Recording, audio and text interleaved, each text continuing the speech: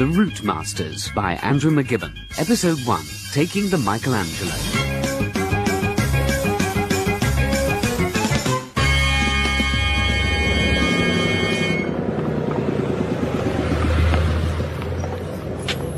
Hurry up, get on then. Mitcham, please. Would you mind grabbing hold of this for me and plugging it in the third socket on the left over there? There's a good chap. Mitcham, please. Look, old boy, we haven't got a lot of time. If we miss this breach in the spatial netting, we'll be stuck here for goodness knows how long, waiting for another one. And then 3,000 will come along inside out. Look, is this the night bus to Mitcham? Well, Is it a special or something? You could say that, Where's yes. this bus going? Don't stand on that. On what? That. Oh, right. Look, I think I must be on the wrong bus. I'll just get out now. Wait a minute. What's happened to the door? It's gone. For your own safety. My own safety? Look, will you please let me off this thing? That would be most unusual. I would prefer if you got off at the next stop. The next stop? Where's that going to be? More like, when's that going to be? I'd rather hope to have had more out of the interpolator by now. What's an interpolator? Well, think of it as a... Well, look, you're the one who's come to repair it, Bernie. Eh? Look, I'll help you get the back off. It's very simple. How do you know my name? Who are you? Oh, well, that's easy. Think of me as a temporal detective, surfing on a gossamer of chronology in pursuit of time's arch enemies. You're not a real bus conductor, are you? No, Bernie. I am a routemaster. See what I mean? Normally the interpolator provides some kind of big fanfare there. I was rather hoping you'd be able to fix that later. Anyway, pleased to make your acquaintance. You can call me the conductor. I thought you said you were a routemaster. That's what I am, not what I'm called. And for your information, we're travelling on a time bus. Why do I always get the nutter? Oh, it's a time bus, is it? Yes. Oh, I see. I shall take... Oh, I see. Is that all you have to say? You are about to embark on the most exciting journey of your entire life, and all you can say is, oh, I see. Well, it seems quite clear to me that this bus is going non-stop to Rampton. Could you let me off, please? I think I can walk the rest of the way home from here. Let you off? Yes. That's most irregular. Driver, anywhere here? It's most unusual to let someone off between stops. Sure I can't change your mind? Quite sure, thank you. Well, goodbye, old chap. What a nutter. What the... Couldn't help but notice, son. You all alone out here at night. Them Sue's looking for a scalp like yours.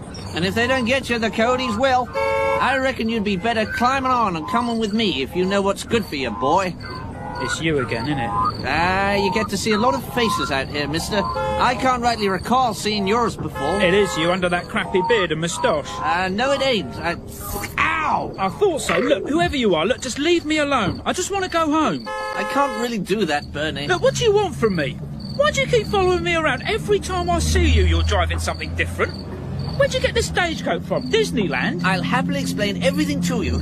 If you just agree to help me. You're certainly persistent. Bernie, please.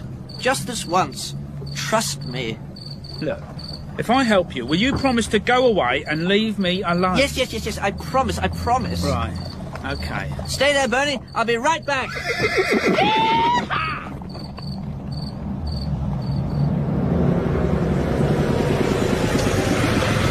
There you are. What happened to the stagecoach? Well, as a cost-effective method of passenger transport, it ultimately fell victim to the railroad. Then, of course, to the internal combustion engine and... Oh, come along, Bernie. No standing on top, please.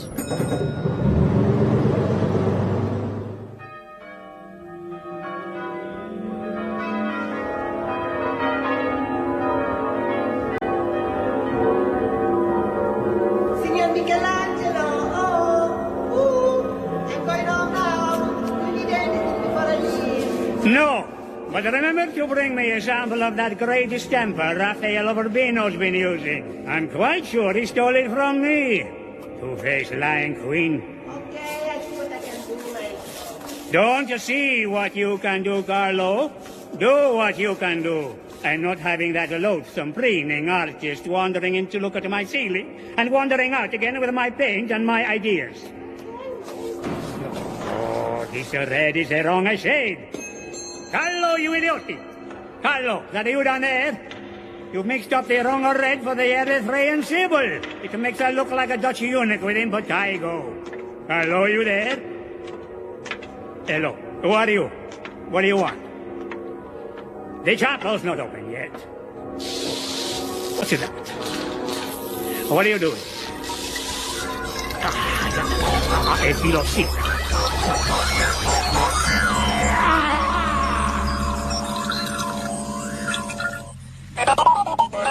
Ah, well done, Bernie. You fixed it. But I didn't do anything. Exactly. Obviously, it wasn't broken in the first place.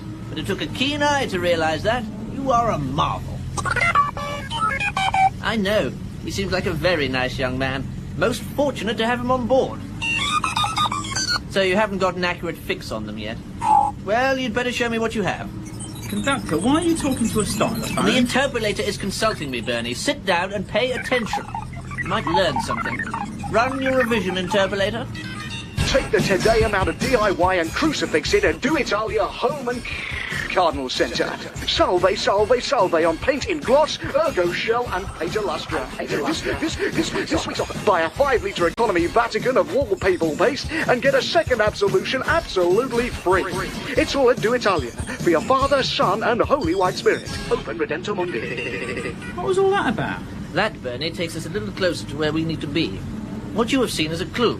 The interpolator acts like a radar. It scans the past for signs of temporal misdemeanors and reinterprets the images in a way all of us can understand. Be aware, there is a depraved force at large preying on the very fabric of history itself.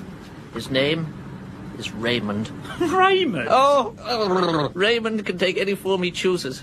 And until recently, he had only one objective: to tinker with time, up and down the eons, meddling here and there, altering events and changing history for his own amusement. I see. So, he messes everything up, and you put it right again? Crudely speaking, yes. Thought so. Latterly, Raymond has teamed up with a woman whose name strikes terror into the soul of mere mortals. She is called Hilderghast. Hilderghast? Oh! Hilderghast is a curator from the Triennium Institute of the 30th century. For reasons I cannot understand, the pair of them have begun to vandalize the very elements that make up the pantheon of human achievement. As we speak, they are systematically devaluing generations of art, literature, music, and philosophy, and turning your cultural panoply into a vulgar, muddled, distorted mess. A little bit like your Channel 5. Right. Look. Let me give you an example. If I were to tell you that the writings of Lord Henry Dark in the 1700s were regarded as the greatest love poems of all time, greater even than Shakespeare's sonnets, what would you say? I don't know, I've never heard of it. Precisely, Bernie. And why should you? His poems were unknown. I hadn't heard of him either until the interpolator revealed how great his work should have been. By the time I got to him, Raymond and Hilderghast had rewritten all his great works and reduced them to greeting card doggerel. Listen to this. A poem on the death of his beloved wife. Before mine purging eyes behold this dead benediction of great beauty, that here lies colder than the moon. Now orbs grey glazed sparkle in heaven's rainbow, like Hecuba's tears seen from Elysian fields. It's beautiful. Yes, and now listen to what they did to it. Lying on your deathbed before you kick the bucket, if I get out my fisherman's friend, would you care to suck it? I've never seen that on a greeting card. Well, you see, that's what they do. Firstly, they choose a victim.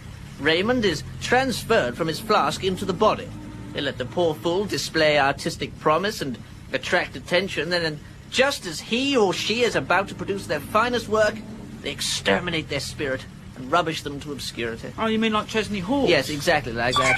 I am the one and only. Oh, he was right about that, wasn't he? Look, this is all very interesting, Conductor, but why am I here? Well, Bernie, I think that's a question we ask ourselves from time to You time. know what I mean. God. Excellent, Bernie. The interpolator seems to have found something else. Could it possibly play something else? Well, you're the one who fixes it. Look, I don't fix anything. I don't even know what it is, nor do I care. Oh, now, look, you've upset the interpolator. Oh, for heaven's sake, Conductor. Look, I agree to help you. And I will need your help soon enough.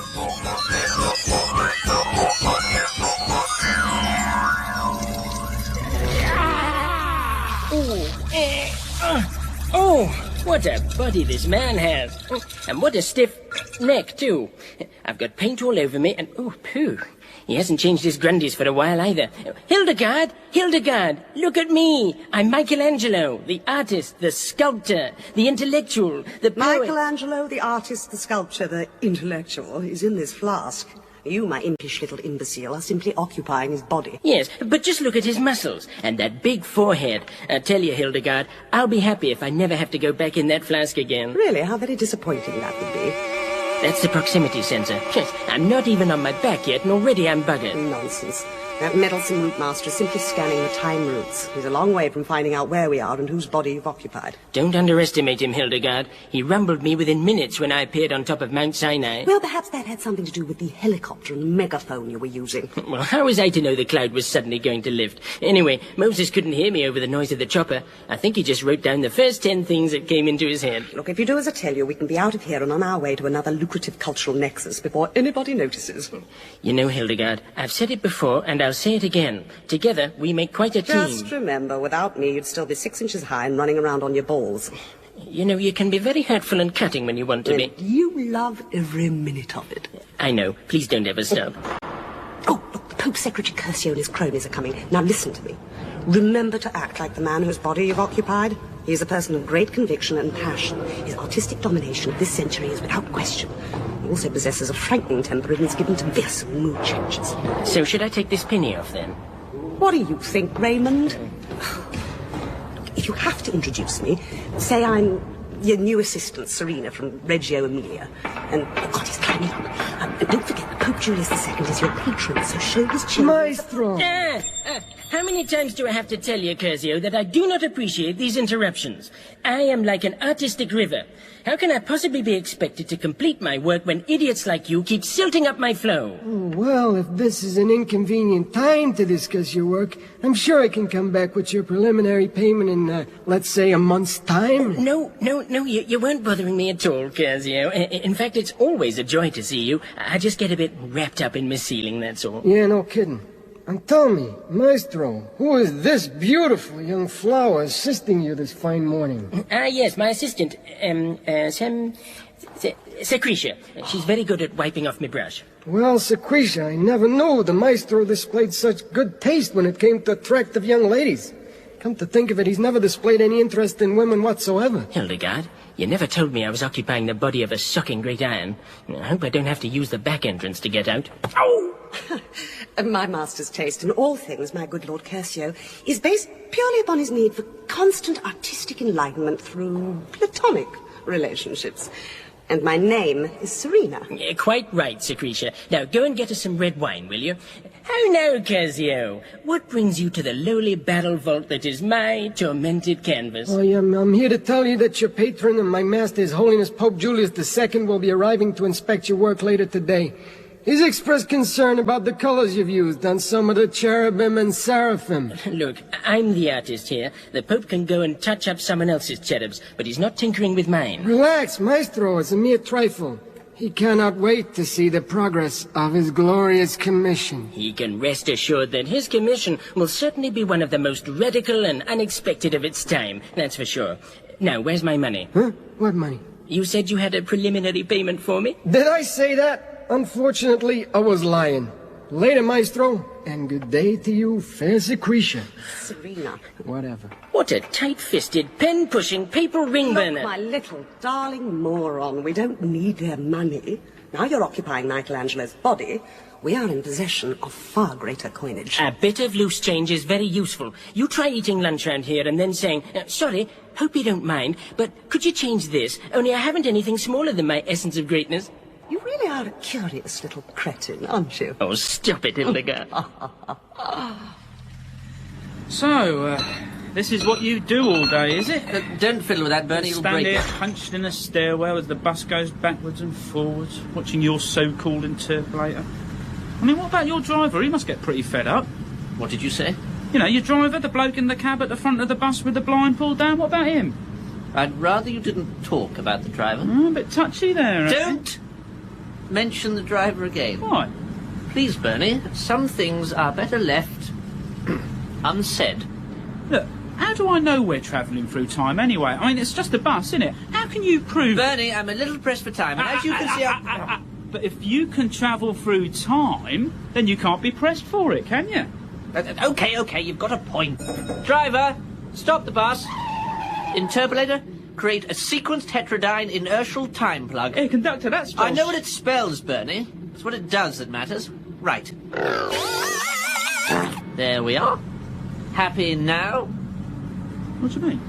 Well, I've just sent the bus 50 years into the future.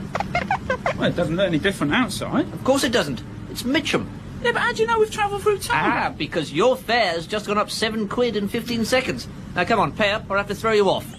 Hey, conductor, what's happening? The time bus has located Raymond and Hilderghast. The interpolator seems to be directing us towards Rome, somewhere around the beginning of the 16th century. According to the screen, we're going to pull up outside St. Peter's. Look, I'd hate to see you snag your tights on a minor detail, conductor, but won't the arrival of a red London bus outside the Vatican in Renaissance Rome look a little bit strange? Bernie, have you never heard of stealth? No. The time bus has evolved a way of adapting its outward appearance to best fit in with its new surroundings. You mean you can disguise the bus, is it? Exactly.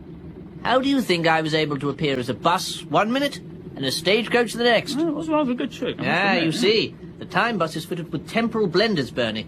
A fail-safe device that assimilated key structural reference points from this period in history in order to project for the observer... a nude statue of Anne Widdecombe. Oh, dear. Well, at least we won't have any trouble remembering where we've parked. Though maybe we should get a fig leaf from the market. On second thoughts, better get a small bush. Small?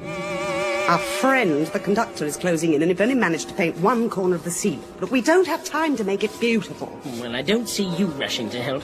Besides, I take great pride in my work. I'll give you that. Yeah. This is how it's meant to be done. Yes, your way may be quicker, but my way ensures a more even coat. And the certainty of us still being here a year from now. Give it back. My way's best. I said give it back. Arguing over who can paint faster. Worried that the lady in your life might be about to overtake you on the stepladder? Not if you're using the patented Action Emulsion Turbo Roller. Look how easily the paint glides on the surface of the ceiling, allowing a Renaissance man like myself to cover twice the area in half the time. When it dries, free of moisture... Have you got a finish? Oh, sorry. I've still got some residue from Ray Brooks in my flask. Oh, do get on with it. And I rule the world. According to the interpolator, Raymond is working somewhere inside the Vatican. He knows the sound of my voice and my appearance well enough by now, but he won't recognize you. No, he won't. That's because I won't be there. Bernie, we haven't got time for this. Put this around your neck. Why? It may look and feel like a gold medallion, but it's actually a universal translator. Cool, thank you. Now I look like Jimmy Savile. Now then, Bernie. So what happens when we get caught? And then don't be so defeatist. We'll be carrying this, a portable interpolator. It'll help lead us to Raymond. In an emergency, and I mean an emergency, push the emergency button. What, the big red plunger in the middle? No, the tiny grey one. Oh. The big red plunger's the spell check. Time will instantly freeze around you, allowing you to escape. Push it again, and time is restarted. And we mustn't forget this.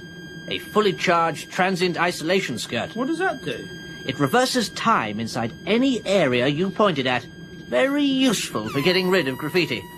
And perhaps most important of all, this. Catch, Bernie. What's that? It's a pot of gentleman's relish in case you get hungry. Follow me. We'll cross the square. Wow, this really is Rome. Quick, into one of those arches, Bernie. The portable interpolator is homing in on something. We need to watch. Run your revision, interpolator. Good day. You know, sometimes you can brighten even the largest room with a bit of creative painting. So I thought I'd have a go at this ceiling. Right, here we go. Now let's start by putting a couple of cheeky seraphim. Now let's put a blonde-haired cherub in there. Now you think it's important that we get God in here somewhere? Tell you what, let's get him creating Adam, and I'll use a different brush for all the nude angels carrying him on the world too. Can you see, Moses? Have you guessed what it is yet? Bernie, let's look at the clues. A singing Australian, one big coat, lots of colours, biblical theme. We're obviously looking for Jason Donovan. Nah, too much gaiety to be in. Far more likely to be the Sistine Chapel ceiling. Yes, that's good thinking, Bernie. Let's keep our eyes peeled for both, just to be on the safe side. Now, this looks promising. What do you think, Bernie? Well, it's the first time I've ever been to Rome, but I think this room's a bit too small to be the Sistine Chapel. What about this one? Yes, Bernie, this is the place. And I'll wager my last tube of thrush cream that that's Michelangelo at the top of the scaffold. So, Conductor, if that's really Michelangelo, how on earth does he know the words to If I Ruled the World? I'm ahead of you, Bernie. I don't think Michelangelo would be painting over his frescoes with a turbo roller either. It's safe to assume we found Raymond. Unfortunately, he's almost finished the ceiling. Oh, he's seen us. Hello, Conductor. There's no time to lose. Somebody's coming. Bernie, you're going to have to deal with this. It's imperative we uphold the third axiom. We've only a few seconds to spare. I suppose I'm going to have to explain the third axiom to you, aren't I? Well, Bernie, think of us being in a kind of bubble. No, that's not a good example. Pretend you're lost at sea in a small fishing smack. No, right. Your friend has 14 nut brittles. If I eat 7 of them and regurgitate 4... No. Look, put it at its simplest. The third axiom means that if a single witness sets eyes on Raymond's vandalism, we'll have lost the chance to set it right. History will have been changed forever, and uncertainty will jeopardize every subsequent event down the ages. If Michelangelo's fresco is allowed to remain a whitewash, the consequences could be unthinkable. It just means there wouldn't be any titles for the South Bank show, that's all. Whether or not you choose to believe what I've told you about the third axiom, I strongly suggest that you give me the benefit of the doubt. And use what little time we have left to stop whoever is walking towards that door from seeing inside. All right. You take care of the papal expedition. I'll climb the scaffolding and confront piss-poor Michelangelo. We come to see Michelangelo. Oh, you can't come in today, mate. It's closed. Closed? Yeah. What do you mean it's closed? Yeah, it's closed for staff training, and because it's too windy. It's too windy. Yeah. It's too windy. Yeah. It's too windy. What are you on about? Look, do you want to play some cards? What are you talking Go on, about? pick a Too card. windy. Come on, mate, pick a I want card. no Come on, card. you know you want to. Come on. What is Pick these a cards? card. Do I look like a card? I thought it was you up here, Raymond. How is Time's favourite bendy toy? Hello, Conductor. My name is Michelangelo, and not a lot of people know that. Why do you always have to interrupt me when I'm having so much fun? Because, Raymond, you are the only person in creation who would paint over Michelangelo's finest work with emulsion and call it fun. Not the only person, Conductor. I've slapped a little bit over there where the sacrifice of Cain and Abel used to be. Hildegard, what a pleasant surprise. Come to Rome to lift some more of Raphael's pictures from the Vatican apartments? Excuse me, but those pictures financed a number of genuine archaeological surveys. Yes, and a vast mansion overlooking Lake Geneva. I think it's time you vacated Michelangelo's body, Raymond. I'm sure the conductor and his boyfriend will be more than able to cope with the consequences. That's Bernie. He's just my assistant. All right, it's nothing to be ashamed of. We're very open-minded. And I quite fancy him as well. I beg your pardon? I'd better get out of this body, quick. Oh, I hate this bit. You know, dear, you really must find a less ticklish process for me to vacate the body. Hildegard, you must know that I can reverse the effects of what you have done. Perhaps. But this time, Conductor, I think you'll find our efforts on the ceiling will be beyond even your advanced technology. Nothing is beyond any Routemasters' transient isolation skirt with its limitless power source. I can reverse the passage of time here in the chapel, and the original fresco will be restored before Michelangelo recovers consciousness, and hopefully before anybody gets past Bernie. I do so want you to try, Conductor. Well, we really have got to be going now, haven't we, darling? Yeah, and that as well. You sound remarkably at home in there, my little baby butt plug. Wait a minute. What have you done to my transient isolation skirt? Oi, come back!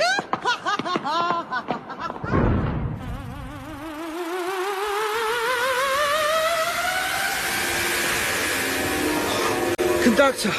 Oh, what's that smell? God, I think I've got the Pope and his mate occupied till tomorrow. I appeal to their instincts as men of the cloth. What did you do? Remind them it was time to sing the Angelus? No, I introduced them to booze and gambling. Ah. Yeah, they're too plastered for poker, and any mention of gin rummy gets them very confused. They won't be coming in here for a while.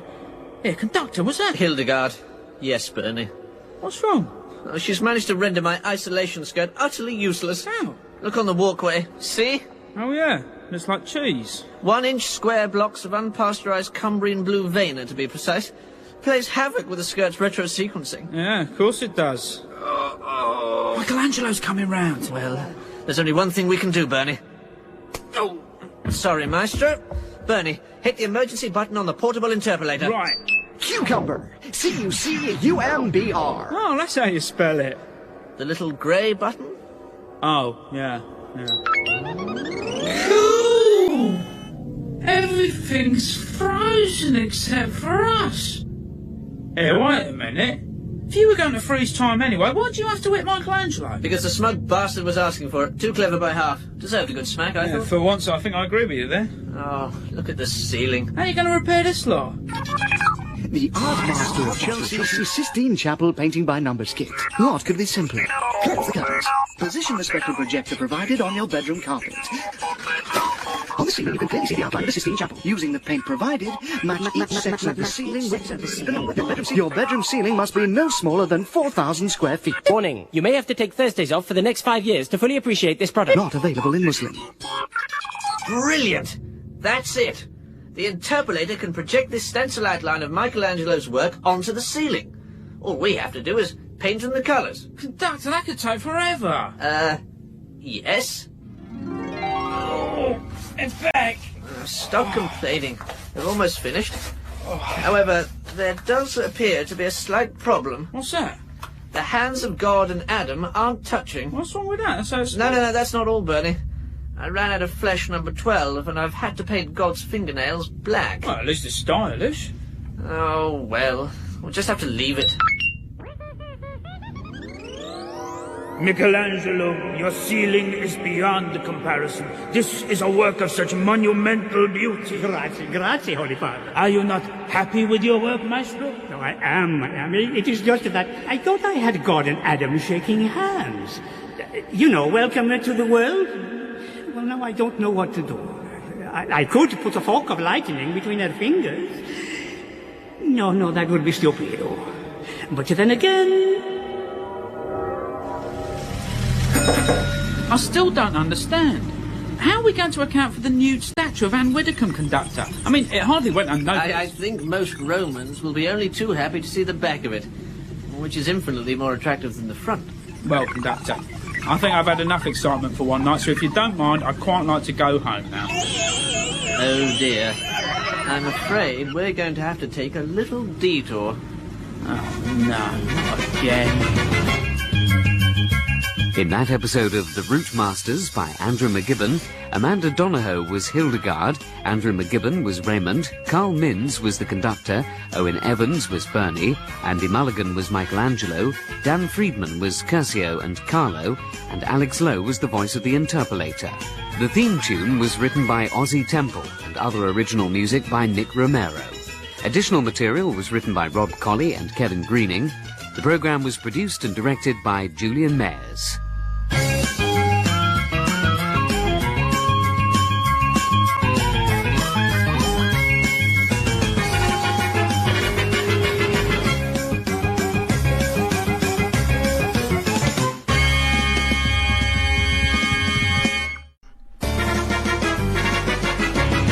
The Routemasters by Andrew McGibbon. Episode 2, Don't Be a Freud.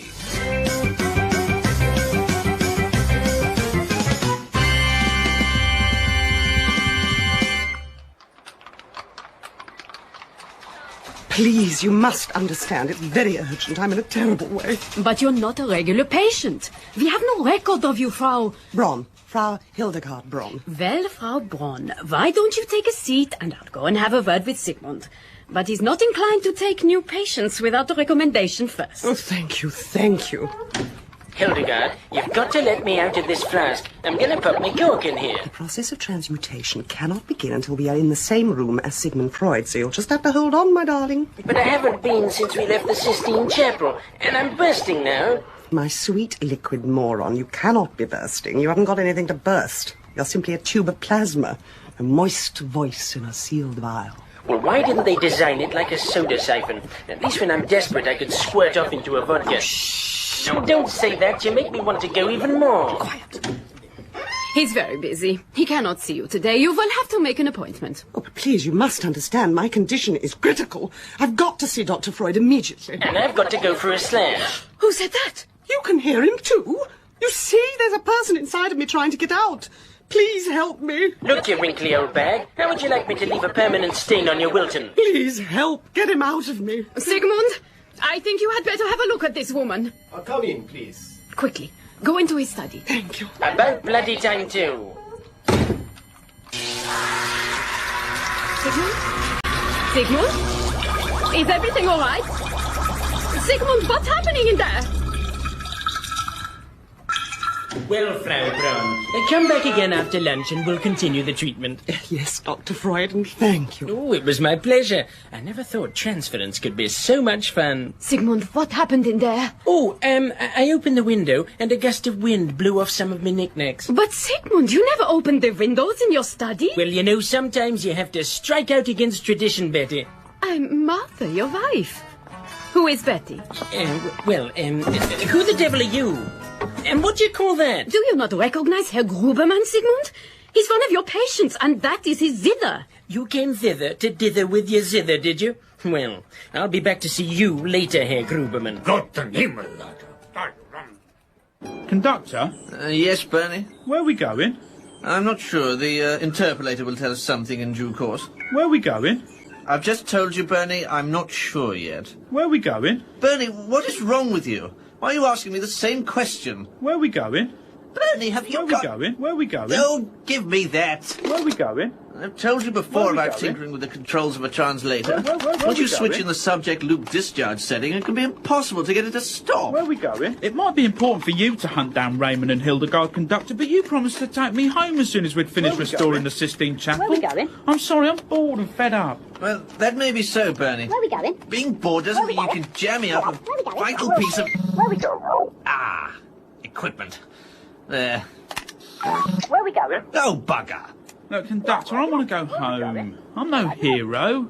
I'm not built to save the universe from cultural thieves, and I don't want to be a Routemasters like you. I'm sorry, Bernie, what they're doing is wrong. Raymond and Hilderghast are unravelling the richness of your civilization and perforating the soft flesh of your culture with every act of larceny.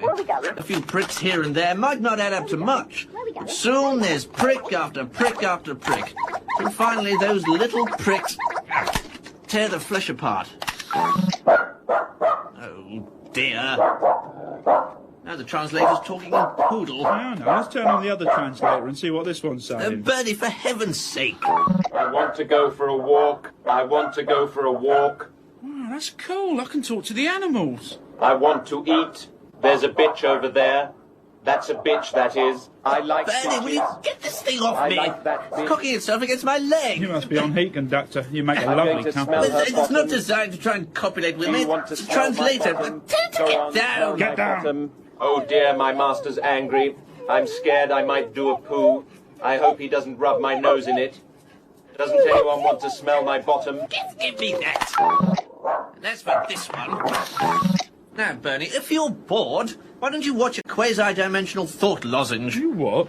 It's like your VHS video. Great idea. There's a blockbuster at the end of my road. You can drop me off. Now, what's all this about? A comprehensive history of the peni. That's pronounced peni. Who or what are the peni? The peni, Bernie. Why did you watch it? Hi, my name's Simon Bates. Quasi-dimensional thought lozenge piracy is a crime. Before viewing, check underneath the 5D projective fractalgram and make sure your quasi-dimensional thought lozenge has an unbroken white plastic lid. Oh, let's spool past this. It's a copy anyway. So, Hilderghast, here we are, eh? Beautiful Vienna. We've a lot to do this morning. I won't feel properly dressed until I've visited Loden Plankels, the traditional Austrian clothing store, and bought myself a Tyrolean dirndl. They're all the rage. And tell me, my soft and fluffy cretin, have you any idea what a dirndl is? No, but I understand they're all the rage. A dirndl is a skirt, you irrepressible idiot. Oh, well, perhaps I could wear it as a wrap, then. We are not in Vienna to buy clothes. We're here because Sigmund Freud is putting the finishing touches to one of his most significant and revolutionary papers. He delivers it to his select group of disciples sometime this evening. I've decided it'll make an excellent exhibit at the Triennium Institute, and therefore I want to get my hands on it before Viennese society does. No, but I'd planned to go on the Ferris wheel at the Prater Park. It's only just opened.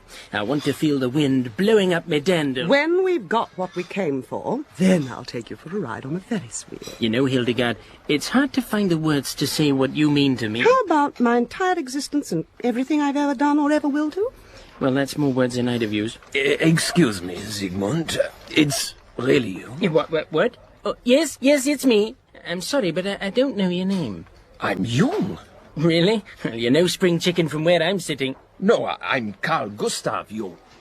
Oh, of course you are. Forgive me. Oh, and have you met my sweet, sexy little... I am Hilderghast Braun, a new patient of Dr. Freud's. Pleased to make your acquaintance, Frau Braun. Sigmund, are we not having a meeting of the circle tonight? Say yes. Say yes. Yes. In fact, anyone who doesn't come is a square. Of course they are, Sigmund. One of your jokes. See you tonight, then. It's not like Sigmund to socialize with his clients. He's acting very strangely. How these mysterious gifts are bestowed is and remains an... I can't believe what this video's telling me. I thought you might find it interesting. It's the most extraordinary thing I've ever seen. According to this, far into the future, the human male sexual organ becomes sentient and aware, breaking off from its male host of 1 billion years. Well, most women will tell you it's always had a mind of its own anyway. These detached organs became capable of reproduction themselves and started to form peaceful communities. Their generous and compliant nature made them an easy target, however. Soon they were enslaved to nations of unscrupulous women and eunuchs who would keep whole nests of peni imprisoned under their beds purely for their own pleasure. You bought this in a sex shop, didn't you, conductor? Actually, I did, but not one you'd understand. With their rights increasingly threatened, some of the communities became reactionary and formed militias, marshalling themselves under the banner Pudenders of the Faith. In the battle that followed, size mattered, and given that most averaged in length no more than 6 inches in height, even when tumescent, the peni were no match for the combined aggression of women and youths. They were terrible times, Bernie. Shh! I'm watching. The peni formed temporary attachments to some of the disaffected male drones, or castros, as they'd become known. See figure 2. Oh yes, that's clever. These attachments proved to be mutually beneficial. For the first time in eons, man and organ enjoyed real power again, with one important difference. Should the host male or female become too overbearing and aggressive, then the organ could detach itself quite readily and even take sides in an argument. The power it held was such that a term invented by Sigmund Freud in the 19th century could now be applied with a brand new definition.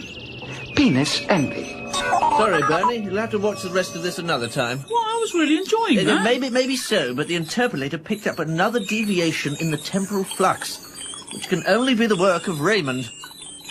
If this interpolator is such a great piece of technology, why can't it do 2 things at once? True, the interpolator is a very complicated and highly advanced piece of equipment. Unfortunately, there's only one socket. Run your revision, interpolator. Welcome to Psychoanalysis Just a Minute. Sigmund Freud, one of our most experienced members. You have 1 minute to tell us about your childhood. When I was young, I went to the fun fair at the Prater Park in Vienna with my mommy, and I rode on the big wheel and held hands with my mother. A challenge from Carl Gustav Jung. Mother fixation. Yes, you did. I'd rather hear that you did. Go on. Just a tad, Mama. So, a great challenge, and Carl Gustav, continue to tell us about your childhood. I too went to the Prater Park and went on to the inflatable ego, then I fell onto my body. Sigmund Freud, a challenge. Anal retention. Bernie, I'm confused. This means nothing to me. Ah, Vienna. Prater Park, tell your driver to take us to Prater Park. What did you say? I said tell your driver to take us to Prater Park. Why did you have to mention his name? Whose name? Don't make me say it. What, the driver? What? No. Conductor. Bernie, Bernie. I'm just... So, me own office.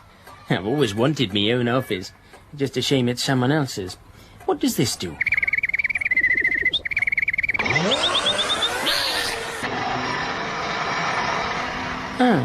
It must be a budgie sharpener. Well, what would Sigmund Freud be doing now? Oh, I know. Betty, could I have my next patient, please? Betty, could you show my next patient in, please? Sigmund, there is no one here by that name. I've told you before, this is your wife, Martha. Now do you understand? Of course I do, Martha. Now, when Betty gets back, could you get her to show me in my next patient, please? Well, I have Frau... Jawohl, Hitler, Carla Hitler. Frau Hitler waiting. She's very worried about the disruptive behavior of her little boy, Adolf. She says it's urgent. And then I've got Herr Grubermann, the zither player. Ooh, a zither player. I tell you what, Betty. Tell Frau Hitler to up little Adolf's dosage of gripe water and send him on an assertiveness course. That should iron out any antisocial tendencies. Now send in the zither player. Ah, Herr Grubermann, come in. I see you've brought your... what remains of your instrument with you. Why don't you put it over there? Now, I would have to say that your repressed libido has been directed toward your buzzer. I mean your zither. Is that what I mean? Oh, excuse me, Herr Grubermann. Yes, Betty? It's Martha here. That is my name, Sigmund. Frau Hildegard Brunn has arrived, and she's very agitated. You'd better send her in, Betty. It's Martha, Sigmund. I thought you told me it was Hilderghast. Oh, never mind. I'm sorry, Herr Grubermann, but we'll have to continue this another time. Und du hast immer eine Zither in dem Schrank. Im Fall, dass mein kaputt geht? I keep a spare zither in the cupboard for you to use in times of crisis. Really? Ja. Oh, yes, of course it is. Well, look after this one. You can take it to the Volksprater and busk with it if you like, but I want 30% of anything you make. And try and bring it back in one piece, will you? Ja, danke. Well, Raymond, what do you think? Oh, my word, Hildegard, you do look fetching in that lederhosen. You can look, but you can't touch. Oh, don't get me all steamed up and excited, Hildegard. I've had quite a session of it already.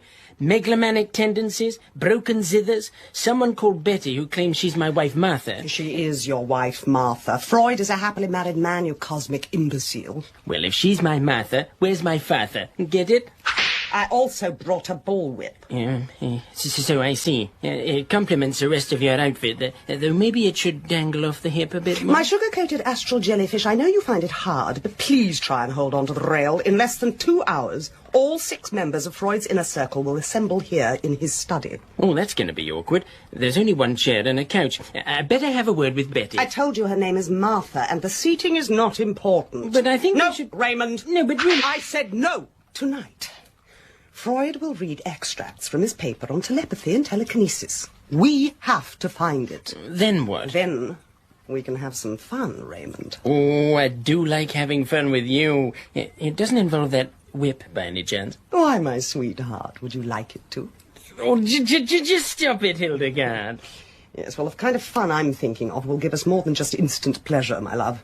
Tonight, you and I will denude Sigmund Freud of his most controversial work. Ooh. In fact, before the evening is over, he will have become the laughing stock of Vienna, and his reputation will be in tatters. And I shall have his greatest ever work to put on display. Yes. Now my feet are killing me, Raymond. Take off my boots if you know what's good for you. But I haven't got them on this time.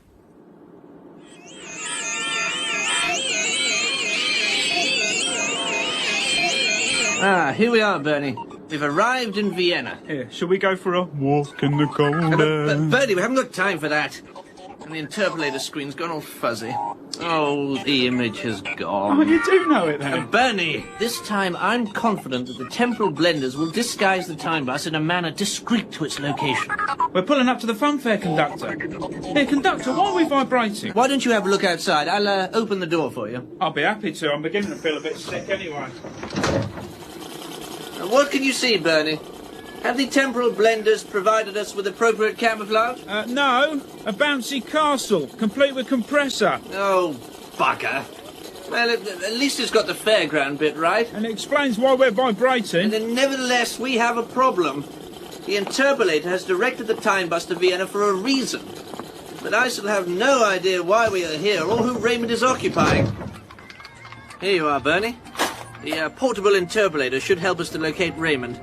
Take the transient isolation skirt as well, in case we need to reverse time. Oh, and don't forget your translator, Bernie. Oh, thank you. It's so important to travel light. Bernie, look out!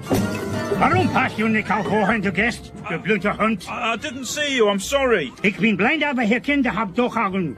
So warum braucht ihr nicht? Turn on your translator, Bernie. It's still playing up, conductor. Wait a minute. The portable interpolator is detecting minute traces of an organic matter that can only belong to Raymond. It's all over this man's instrument. Who gave you this zither? Bernie, turn that thing off. Use my translator. Who gave you this zither? If you will stop barking at me like the dog, I will tell you. It was given to me by Herr Sigmund Freud. I am one of his patients, so I don't know for how much longer, now that I have broken his zither. His patient, eh? Please excuse me. I am the conductor, and this is my friend Bernie. Ah, fellow musicians. You must be looking for the music, Brian. I can take you there. It's not far. We're not musicians, but, well, maybe you can help us anyway. Has Dr. Freud looked in any way different to you lately? How would I know? I'm as blind as a spent hamster. But he has a new patient, who he seems very taken with at the moment. A woman with a chilling and distinctive voice. Hildegard Braun? Yeah, that's it. For Hildegard Braun. You know her? Oh, yes, we know her. Listen, Herr... Herr Gruberman? Herr Gruberman, can you take us to Sigmund Freud? Of course. It was he who told me to come here, to Whitehall Park. He says if I make any money bursting, he was to have 30%. Raymond...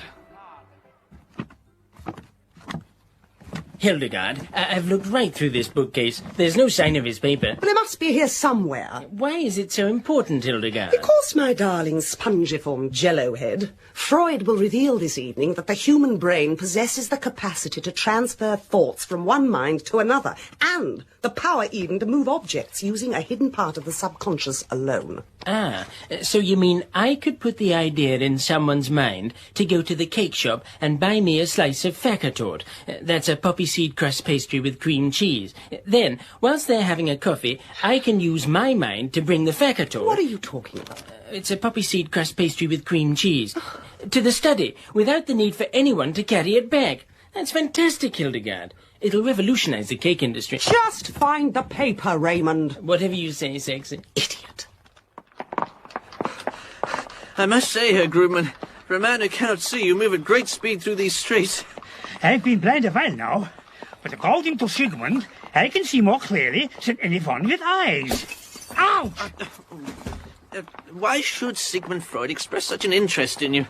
His concern is psychopathology, not ophthalmology. I came to him because I thought he might be able to help me. You see, sometimes I can hear what people are saying, even when they are not speaking. You're telepathic, that's all. Even the sighted learned to develop some form of it during the early part of the 20th century. Wait a minute. That's it. That's why Raymond and Hildegard are here. Well, Freud had prepared a paper based on his theory that the human subconscious possessed the capacity to transfer thought from one mind to another, and that the same power, correctly marshalled, could result in telekinesis. I knew you were going to say that. In English, conductor? Mind over matter, Bernie. Raymond has occupied the body of Sigmund Freud. Hildegard wants that paper. Together they will destroy Freud's reputation and put back the study of telepathy thousands of years if we don't stop them. He lives at 19 Begas. Where does he live, Herr Grumman? Oh, God, this telepathy is really getting on my nerves. I recognize the pavement. We aren't far away now. It's time for me to play my zither. This is hardly the time for music. He's not playing it for pleasure, Bernie. Herr Grumman uses the zither like a submarine uses sonar, don't you? No, I discovered I can earn 10 shillings an hour on a good night. Thank you.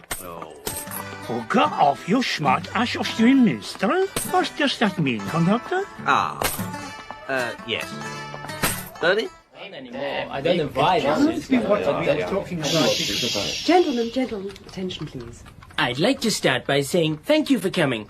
I know you've all paid good money to be here tonight, and you can bet your life that me and my glamorous star pupil, Hildegard, will deliver a floor show to remember. Okay, let's not waste any more time. Hildegard, introduce me to tonight's first volunteer. Well, Ziggy. Number 1, Carl Gustav Jung, 28, you come from Switzerland. You're married with 3 children and work as a psychiatrist. Your hobbies are psychoanalysis and birdwatching. Carl, welcome to the show. Are you nervous? Sigmund, what is this? What are you doing? Well, don't worry, Carl. You take the seat at the end there. Who's next, Hilderghast? Welcome, volunteer number 2, Joseph Breuer. You're married and live here in Vienna. You work as a clinical psychologist and like painting. Joseph, you won't regret volunteering. Have you been hypnotized before? Sigmund, I have known you many years and have supported the most outlandish of your theories, but what on earth is this nonsense? I'll take that as a no, then. Go and sit next to Carl. Hilderghast, who's next? Number 3, Hans Dillman. I can only assume he's acting out some bizarre psychosexual projection as a model to illustrate an aspect of his theory of the unconscious. However you look at it, this must be a piece of genius. And that, my friend, is a bird piece of ass. Who's next, Hilderghast? Here we are. This is where Sigmund Freud lives. Excellent. Follow me, everyone. And finally, Sigmund, meet volunteer number 6, Wilhelm Fleiss. He works as a physician and numerologist. And his favourite colour is green. Hey, Wilhelm, are your Fleiss done up? Bitte? Just sit down, will you? Now, I want you all to look at me. Look into my eyes.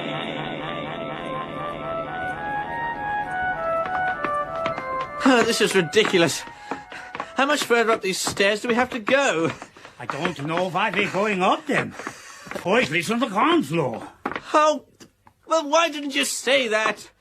Oh, come on, then. I know what you're thinking. And it's not pronounced like that in German.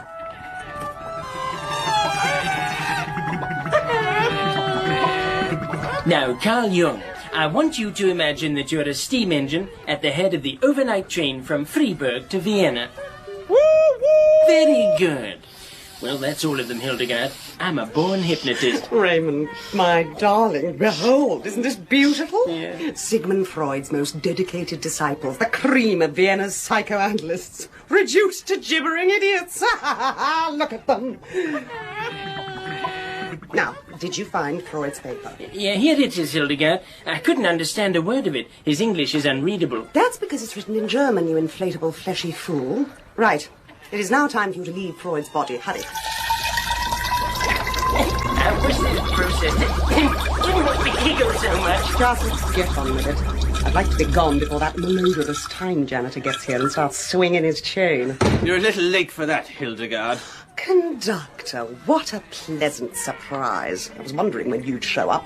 Oh, and I see you brought your handsome boyfriend, too. Once again, I'm afraid you've arrived just as we're leaving. Oh, what a shame. We'd have so much to talk about. I don't think you'll be going anywhere just now. As long as I've got this pointed at you. Ooh. No, not that. This. Hilderghast, he's prepared his nightie. Skirt, Raymond, his transient isolation skirt. Oh, yeah. Think you can threaten us with a dirndl, do you? Look at me, pulls the trigger. We'll be sent back to the middle of next week, you bubble-brained booby. Yes, indeed. Your exploits will be halted, and this area of time will be properly restored. Bernie, get Freud's paper from Hilderghast. Come on, hand it over, love. Oh, so butch. You and I, Bernie. What do you say? You want to play with me, Bernie? It'll be fun. We can travel up and down time. I'll fulfill every fantasy you've ever had. Yeah. No, you're twisted. Pull that trigger, conductor, and this gravichroma spray will regress Bernie 2 billion years. He's 1 second away from becoming a salamander. Touché, I think, conductor. Come with me, Bernie. I'm your mistress now. Hilderghast, wait. Bernie, it looks like I may not be seeing you for a while. So I popped one of those jars of gentleman's relish into your jacket pocket, in case you get hungry. Conductor, what's going on? I thought that was patently obvious, old boy. Hilderghast is abducting you, and there's bugger all I can do about it. I'm so glad you're seeing things my way, conductor. That paper forms the basis of the greatest advance in communication since humankind first learned to speak. Except now that you have it, of course it doesn't. Exactly. Now it's just our little secret. Hilderghast, it stinks of cigar smoke in here. What was he doing? Until the next time, conductor. Bernie, I won't be far behind. Don't let her talk you into anything. Goodbye, old chap. Yeah, thanks a lot. Yeah, and I know him as well. Oh, God.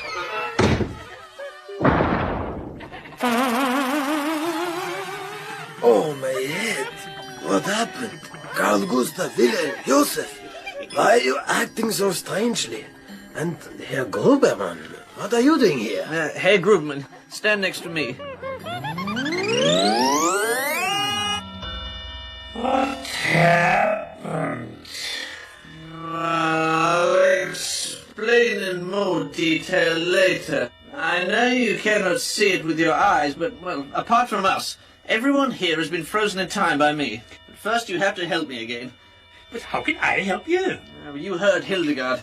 She has taken Sigmund Freud's seminal paper on telepathy, and with Raymond's help she has also ruined him. His intimate circle will never accept him in quite the same way. You could, however, induce a telepathic amnesia, so that when I release the emergency button on the interpolator, the last 24 hours of memory will be erased from their minds. Certainly. If I can do what you ask, I'll be delighted to help. On one condition. Name it. That you take me with you wherever you go on that inflatable thing you came from, and two conditions. Oh. That you pay for me to see Madame Dorothy in the blue vinyl brothel on the way back. Yeah? Why? Because somehow I don't think I'll be seeing her for a long time. In that episode of The Routemasters by Andrew McGibbon, Amanda Donohoe was Hilderghast, Andrew McGibbon was Raymond, Carl Minns was the conductor, Owen Evans was Bernie, Andy Mulligan was Herr Grubermann, Sophie Aldred was Martha, Nick Romero was Carl Gustav, Dan Friedman was Breuer, and Alex Lowe was the voice of the interpolator. Additional material was written by Rob Colley, Kevin Greening, and Julian Mayers. The theme tune was written by Ozzy Temple, and other original music by Nick Romero. The program was produced and directed by Julian Mayers.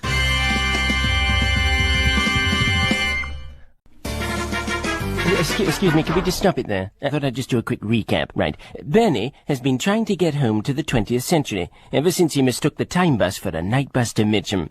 But he's now been abducted by myself, that's Raymond, and my lovely lady Hilderghast. Meanwhile, the conductor, still aboard the time bus and trying to locate Bernie, has picked up Herr Grubermann, a blind zither player from 19th century Vienna. You can carry on now. The Routemasters by Andrew McGibbon. Episode 3, On the Buses.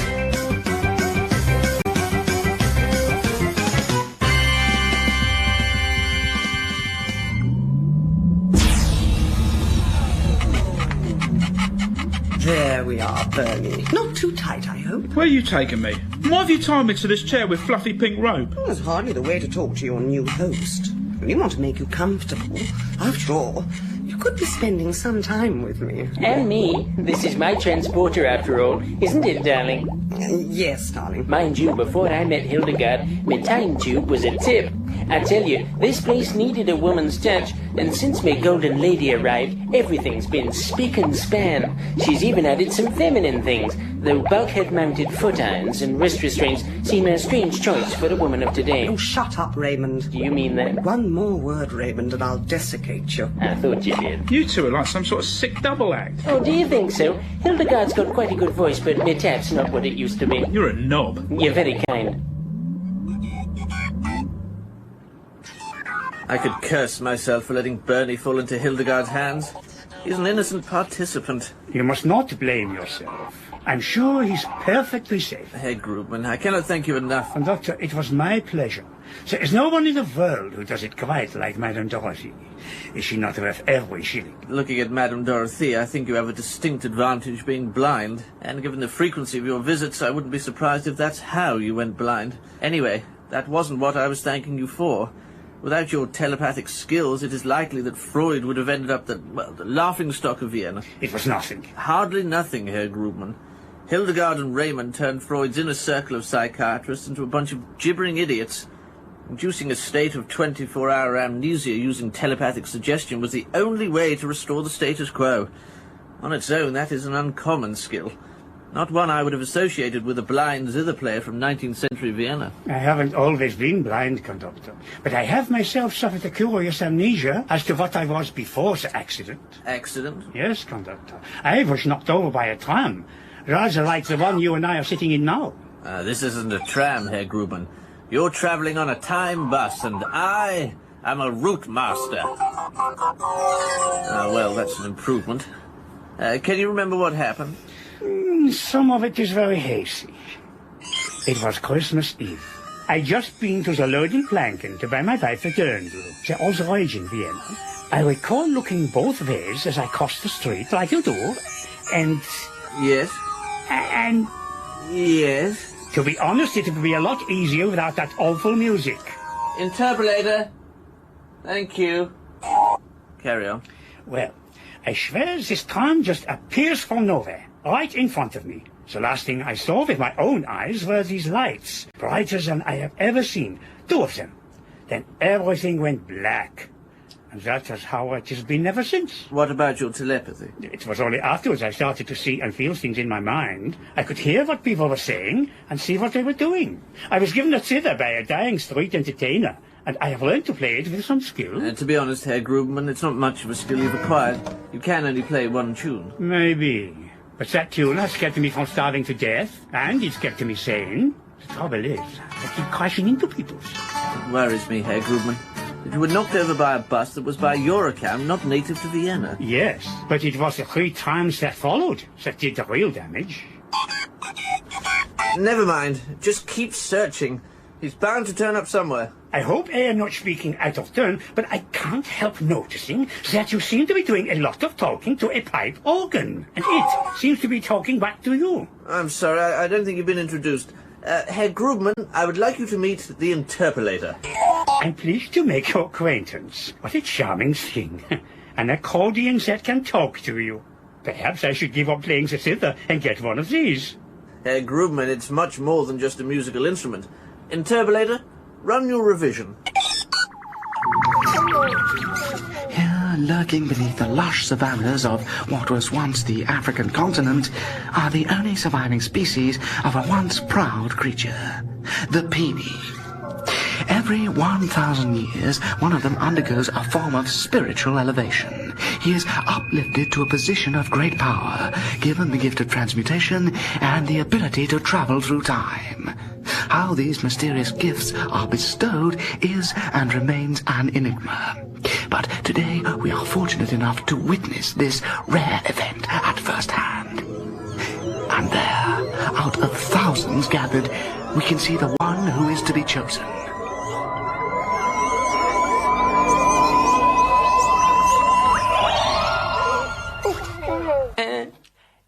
Hi, everybody. My name's Raymond, but you can call me Ray.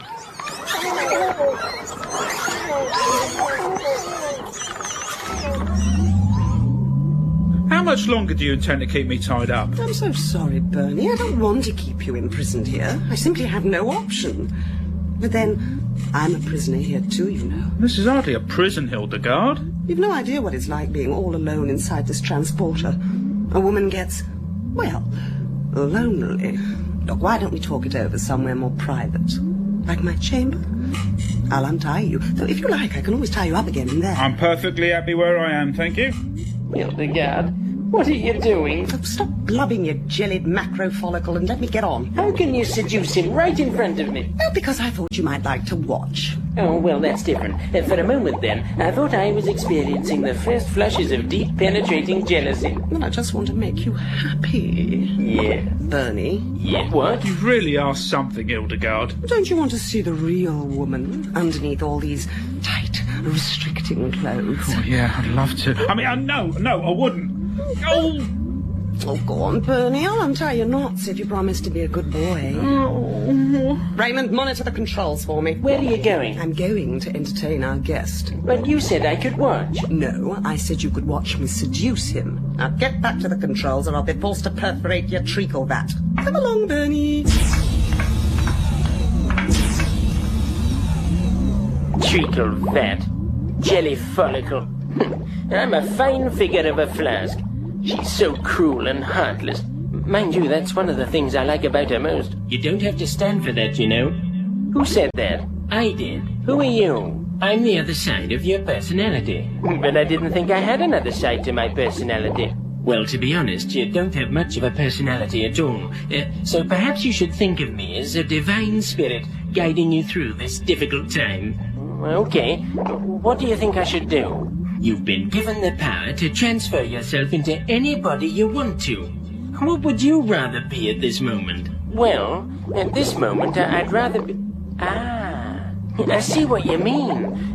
But I can only transfer myself if I'm in the same room as Bernie. And as you may have noticed, we're strapped into a metagenetic control pod, which is held in place by a bipolar variable crow-proton sheath. And my seatbelt's done up, too. What are you talking about?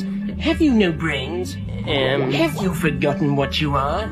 You're a peony. And not just any peony. You've been chosen.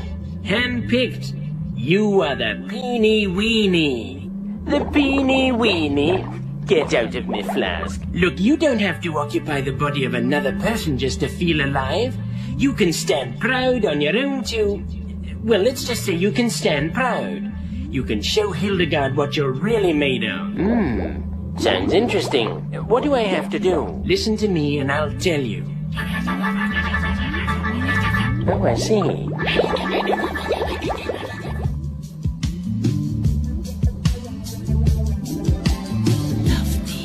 You see, I was just waiting for this night bus when this old-fashioned Routemasters bus appeared out of nowhere. I got on, thinking it was going to take me home. Instead, by way of some crazy bus conductor, it brought me to you. Bernie, I do believe you're blushing. Have some more champagne. Thank you. You know, you're very beautiful. Thank you. But there's something I don't understand. Why do you travel through time with that demented blancmange? He has his uses. What is transport? Without him, I would be unable to get around, it's true. Though without me, he'd go to pieces. Make that dribble away. I suppose I'd become his surrogate mother. Poor little ectoplasm. Why was it so important to steal Freud's paper on telepathy, then? God, you're cute. But so many questions, Bernie. Well, what are you? What, a collector, a thief, a plunderer, stealing things from the past and depriving artists of their greatest works? I mean, couldn't you find something more fulfilling? At this moment, Bernie, there's only one fulfilling thing I'd like to do. Oh, yeah. Oh, Hilderghast, please, please. I know you want me. Let's talk a bit more, Hilderghast. Oh, don't you desire me? I'd like to get to know you a bit better first. Oh, how novel. Okay. Look, I'm from your future, Bernie. I'm the chief curator of the Triennium Institute. It's like your science museum, only 1,000 times larger and not so many French students. It's a vast underground complex, hewn out of alpine rock. The items I've been plundering, to use your word, may exist in your time, but by my century, much of the world you know and its treasures have vanished. What, war? Worse than that. Development, Bernie. Huge housing conurbations, giant warehouses. You see, accommodating an ever-growing and migrating population meant that antiquities were better preserved as tactile projections in a zonal entertainment matrix. The Triennium Institute was established to give a home to as many of these originals as possible before development or apathy turned them to dust. Well, it all sounds very noble, Hilderghast, but moving the Acropolis to a cavern under Mont Blanc isn't the same as stealing the ceiling of the Sistine Chapel. Look, 50,000 years from now, historians will be looking at it, preserved underground, and what'll it matter to them? It didn't exist until I brought it to the Institute. You're trying to play God. Oh, Bernie, I'm not trying. I am. Look, the human race has been trying to play God ever since it invented the wheel. What people don't know won't hurt them. What I do doesn't hurt them either. And that's enough talking. Come here, tiger. Oh.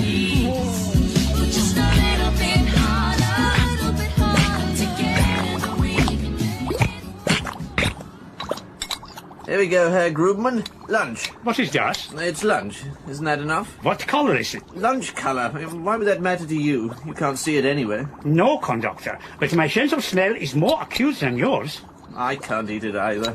I'm worried sick about Bernie and what that woman will do to him, to say nothing of Raymond. This Raymond intrigues me. He can become anyone he wants, yet instead he prefers to live in a jar like a 10-year-old pot of Heineke Schlucker's apricot chutney, and he manages to smell twice as bad. Well, a yellow-stained mucilage can't exactly take regular baths. Perhaps he could keep his lid on more often.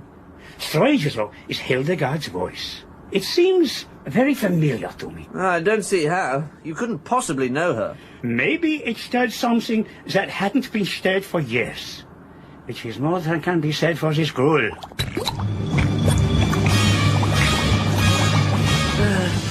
Oh, Hildegard. Yes, Bernie. Oh, what are you doing? Why, do you want me to stop? Oh, Hildegard. Hildegard! Gooey! Was that you? No. Gooey! I'm down here, Hildegard. Is that Raymond? Raymond? Bernie, darling, be a sweetie and turn on the lights, would you? Oh, God, Raymond, what have you done? I did it for you. Look, I've rejoined my species. You're disgusting. Go away. Oh, I don't believe it. He's a penile. No, that's a peony. Peeny weeny, if you don't mind. I'm proud of who I am, and I'm ready for action. Raymond, what are you doing, Bernie? If you don't return me to Mitcham, South London, right now, this gravichroma spray will turn you into a salamander. Bernie, sweetie, that weapon's very dangerous. Its effects can't be reversed. Please be careful. I can see you're both getting along fine, so I'll be heading back to my flask. Sorry if I interrupted anything. Stay there, you tumescent twit. Our guest apparently wants to leave. You won't forget to sign the visitor's book, will you? Raymond, instigate a tube-wide stage 3 phlebotomy and redirect the exit vector flaps to Mitcham bus garage in South London. Enter this time and zone code. 101100223104550087685993. Do it now. What came after the 2? Oh, you helmet. Anyway, I can't reach the controls from down here. You're gonna have to pick me up. Oh. Never mind, I'll do it myself. There you are. Mitcham bus garage, home sweet home. What a shame you're leaving us, Bernie. You are so cute. Could you close the door? It's very drafty down here. Sorry, Hildegard. Maybe another time. You'll be aching to come back to me before you know it. See you, lover. Bye.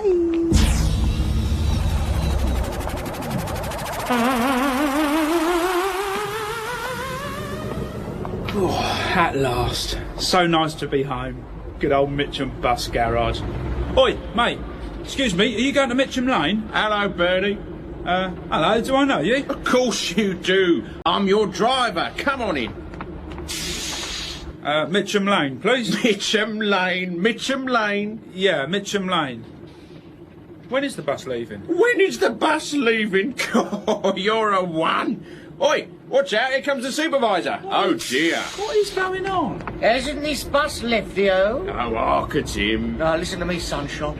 I'm giving you a warning. Your crate is backwards by next week if you don't mend your pulpitude. Do you hear me, you waxy thong? Sorry about that, Bernie. We've got some right liquish all sorts working for us. Where are you going? Mitcham Lane, please. Yeah, how do you know my name? Oh, it's written all over your rectinium, matey-o. Cleave you denario, or are you a plastic bender, sir? Doesn't matter, either will do.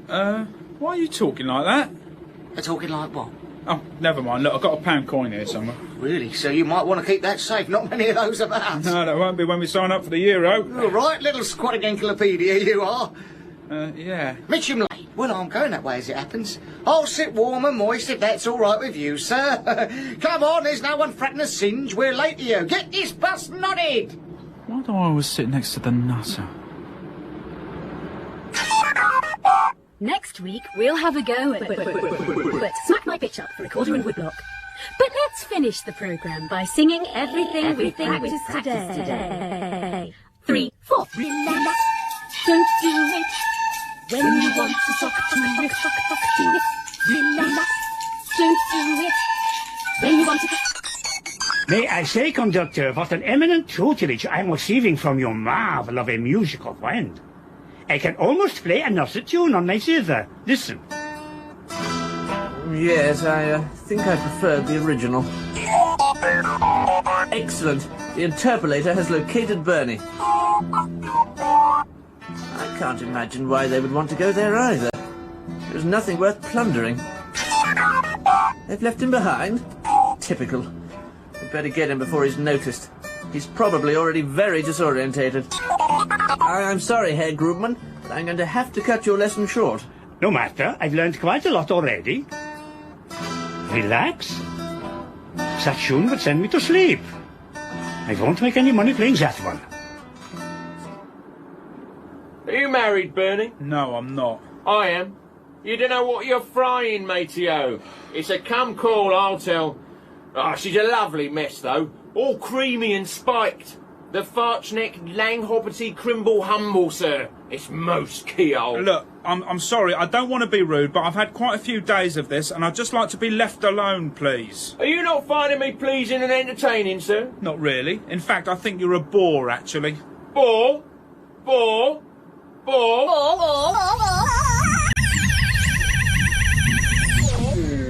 Oh, what is going on? Oh, it's not good enough, is it? I knew it wasn't. You didn't enjoy it, did you, Bernie? Enjoy what? Who are you? Oh, I'm sorry. I didn't mean to give you fright, yo. Me nomenclium spike here.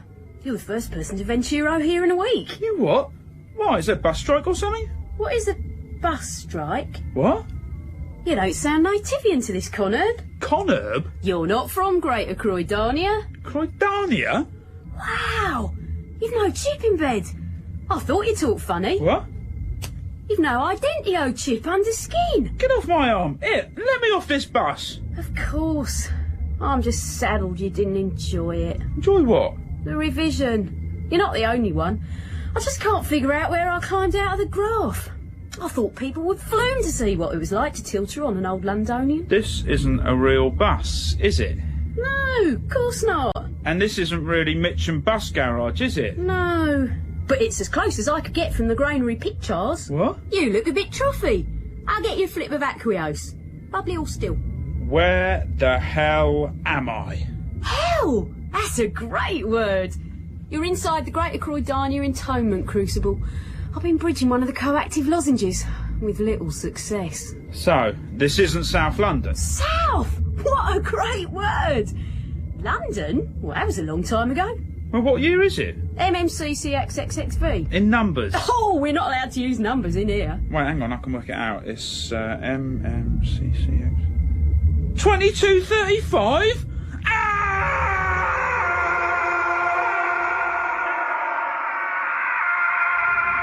There's a man down there using numbers, and I'm not picking up any kind of signio. I think he's a non-in-bed. He's not from this corner. Does his muggle match with any on the ream? He's a complete out-about flower. The alpha scans confirmed up his nomenclium. It's Bernie. Oh, this could be peak. We haven't had a non-in-bed in the Crucible for years. That's tonight's broad ram conquered. I better flay you down and report him. How do I look? You look galvanamic. Total prime light. It's your turn next. Where are me wings? Ah. I'll dither dampen you direct to the cliff on the sub-EDO triads roach pod. Just you try and I'll slap you. Hello! Steady, love! 417712. Don't forget to buy red and blue. So you've rented this space? I've bridged a coactive lozenge, Bernie. All right, coactive lozenge then. And you've been trying to get punters to visit an interactive mock-up of Mitcham bus garage at the end of the 20th century. No wonder they're about to pull your plug. Every scran I've got into this. You're one sad git. Rouge, please, for 2 people. Oh, that's all we need now. You're an out-about flower and my lozenge has failed. We're for the prime light now. Amazing. 2.5 centuries of civilization and people still talk absolute bollocks. Spikier Basementi and Bernie, you are under light. You know the penalty. Spikier Basementi, on behalf of the Crucible moderators, I, Cunitro Fearless, am pleased to tell you that your lozenge has been chunkled over. Bernie? Yeah? Bernie, you are not in bed. I know Mummy's let me stay up late. That's a capitular discord. I don't have to remind you, that carries a trip to fornication. Sounds great. No talking. Confessor on the prime gram only. Hui, love, do I have feed? Can I will down the next time pie? Into. Okay, stand by. Your story could be made into news for tomorrow. We're pulling up next to a tactile projection of Mitcham bus garage, 235 years after the original was pulled down. Bernie will stick out in this century like a baker-like jockstrap.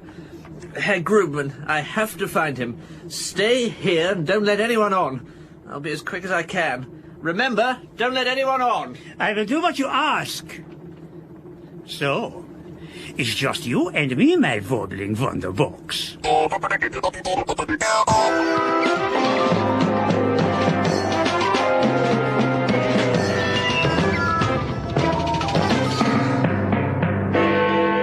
Welcome to the News Cube.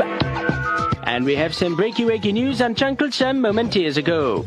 There's a story unfolding outside a coactive theme lozenge in Greater Cordania. Cunitrol Fearless has the latest here. Fearless? It's one non-embed namink Bernie and one failed lozenge holder namink Spikia Basementi. Bear with me, Naru. Do you come fester to the charge ball? Yeah. Hi, Mum, I should be home soon. I'm sure she'll be watching you tonight, Bernie. Here we have one true delinquo and one fad git. Back to you in the News Cube. Thank you, Fearless, and there'll be more on that story for the next 5 or 6 years. That's it from all of us here in the News Cube. Ciao for now.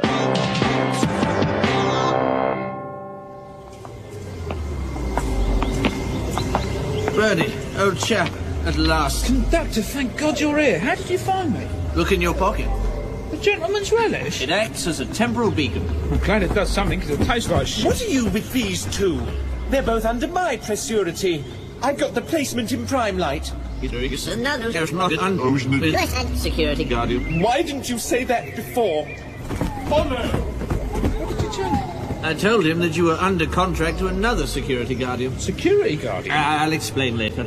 We better go before you attract any more attention. They won't ever leave us alone now. We'll be prime light for years. Conductor, this is Spikia. Are you the owner of this micro theme park? Yes, the Mitcham Bus Garage Experience. Have a flair. I've never seen anything so pathetic. Mitcham is spelled with an A, not a U. Wow! This is a real Routemasters bus, in immaculate conditio. I could make my lozenge really stand out with one of these. This bus is not for hire, Spikia. Look, where are you all tilted? As far away from this Arndale hellhole as we can get. Could I flyer down with you? There's nothing for me here but famio and fly on the forward specials. I'm defunct, spiked up, well creamed. Well, I don't see why not. Climb aboard. Come on, Bernie. The time bus is leaving. Could I interestio you in a 3-year Syndicate-L series of prime lights? 17712. Where have they gone? Oh, follow!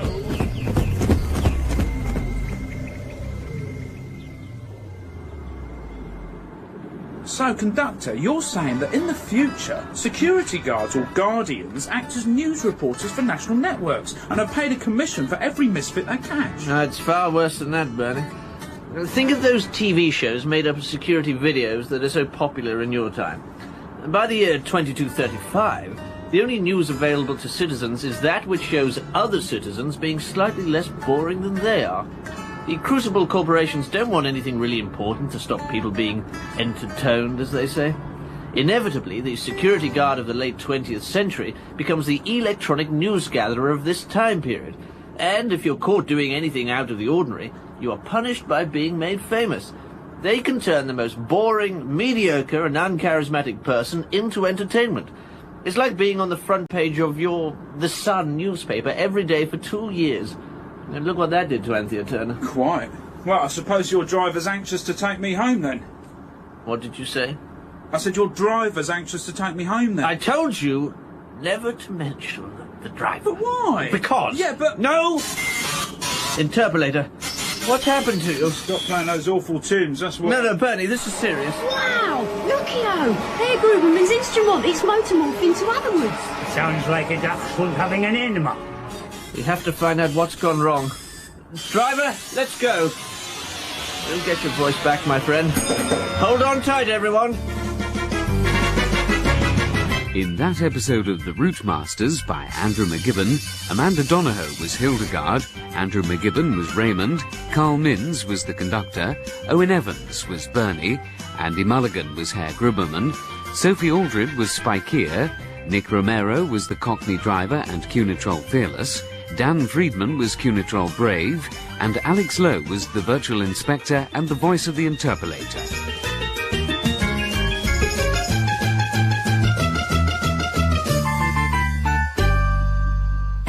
The theme tune was written by Ozzy Temple and other original music by Nick Romero. Additional material was written by Rob Colley and Kevin Greening. The programme was produced and directed by Julian Mayers.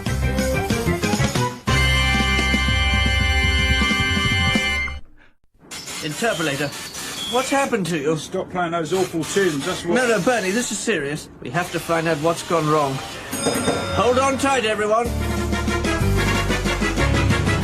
The Routemasters by Andrew McGibbon. Episode 4, Wolfie and Beatty.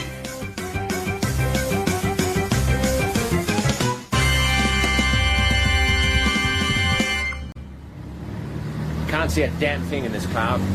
How close are we to Dover, Taffy? 8 or 9 miles, sir. We keep drifting off our heading.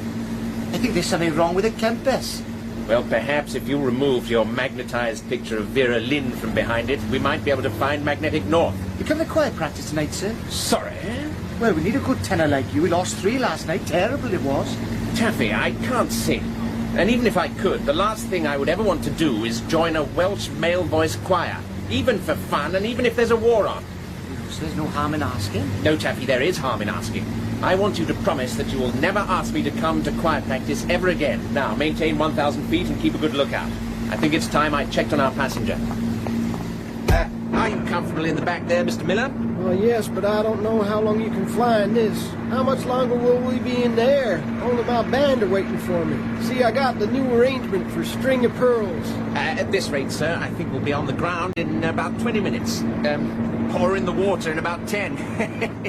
Is that some kind of joke, buddy? Do you know who I am? I am Glenn Miller. Our crap pilots like you every day. Fucking limey wise guy, just flying a goddamn plane. Well, if you need anything, I'll be at the front. Grumpy old bastard. I ain't trying to cheer him. What in the name of St. David was that? Keep her steady. I'll take our precious cargo. Sir, you might want to buckle your... Oh, my God! Miller's disappeared! What do you mean? I mean, he's disappeared, Taffy. That means he's not in the plane anymore. Maybe he stepped out for some air, sir. Taffy. Yes, sir? Taffy, if you're standing next to me and I'm standing at the rear end of the fuselage, then who is flying the plane? The autopilot, sir. This aircraft doesn't have an autopilot, Taffy. You're the autopilot. You're Welsh and you're an autopilot. Normally, that would be a completely reliable combination. In your case, it's going to prove disastrous. In fact, I'd very much like to kill you now. Unfortunately, I don't think there's enough time. It's a shame, sir. Why's that, then? Because you've managed to kill all of us instead.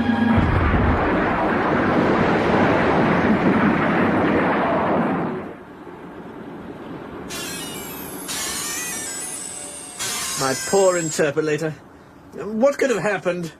Well, even Herr Grubenman's zither has changed. Yeah, but at least it's a bit easier to play, if not as pleasant to listen to. Conductor here, you can tilt her on the time toll filling over this Londonian. Spike here, why not put on one of these translators? Then we won't have so much trouble understanding your laughable 24th century dialect. Oh, bugger, it's still talking in poodle. Well, at least she's clearer than she was before. I feel she is trying to ask... Give me that! Can't we go anywhere in this time box? Yeah, as long as it's where he wants to go. Now, that's not true, Bernie. We went to Rome just as the Sistine Chapel was being finished.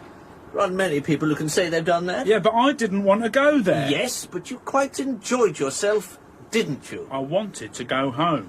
You know what your trouble is, Bernie? You just don't have an inquiring mind, not like Spike here. Look at her, just bursting to ask more questions. Ask another Spike here. What does the driver look, yo? Please don't ask questions about the driver, Spike here. But I'd like to know. Yeah, so would I. Yes, but sometimes one is better off not knowing everything. Oh, no, please, I come and no. Well, all right. If you insist, then I suppose I have no choice but to show you the driver. I warn you, however, you may never recover from the trauma. Driver, show yourself. Oh, my. Conductor, what's happening? I warned you, Bernie. Conductor, I don't believe it. Yes, Bernie. It's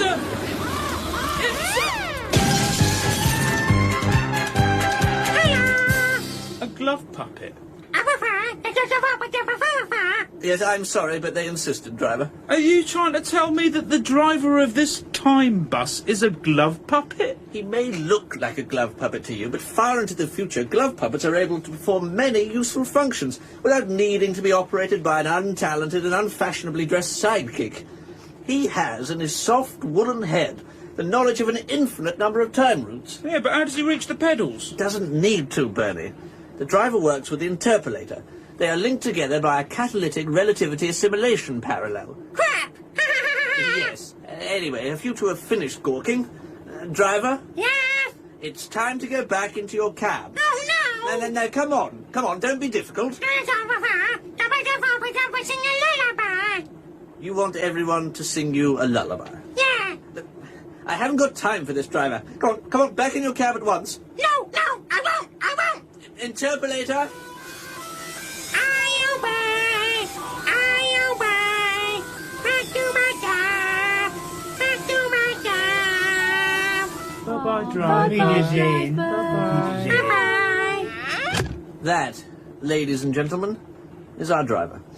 He may not look like much, but he knows where we're going and how to get us there. This whole incident has been very embarrassing. Never ask me about the driver ever again. Do you understand? Yes, conductor rear.